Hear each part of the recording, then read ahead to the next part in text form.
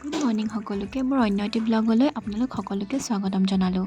কুহুমীয়া পানী গিলাচ হাতত লৈ লিয়াৰ কাৰণে বইল কৰিবলগীয়া হ'ল মাছ। তাই আকৌ বইল মাছৰ লগতহে ভাতকেইটা খায়। তাৰ পাছত মাৰ কাৰণে বাকিলোঁ গ্ৰীণ টি আৰু পাপাৰ প্ৰিয় ৰঙা চাহ। এই বস্তুটো দেখি আপোনালোকৰ স্কুলৰ দিনলৈ মনত পৰিছেনে বাৰু? কি হয় বাৰু কওকচোন? যিসকলে খাইছিলে মোক কমেণ্ট কৰি জনাবচোন। এইফালে লিয়াই মোক তাইৰ প্লেটখন ধুবলৈ তৎনাই দিয়া। মাছৰ গোন্ধ পাইছে যে তাইৰ অকণমানি মনটোৱে কেতিয়া খাওঁ চিন্তাত আছে।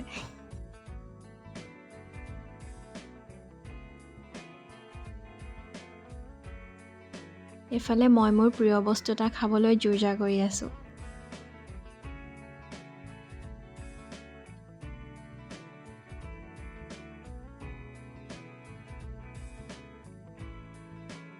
বনাই আছোঁ মই আলু কণী ভাজি। কিহৰ লগত খাম দেখাই আছোঁ ৰ'ব।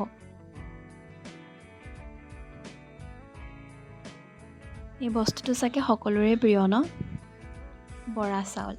বৰা চাউল আৰু আলু কণী ভাজি এখনৰ সৈতে অলপমান খৰিচা লৈ মই ৰাতিপুৱা পেট পূজা ভালদৰে কৰিলোঁ কিন্তু দেই। বৰা চাউল খালে কিন্তু বৰ টোপনি ধৰে। তাৰ পাছত কামত লাগি থকা দাদাকেইজনক চাহ দি মই নিদ্ৰা দেৱীৰ কোলাত।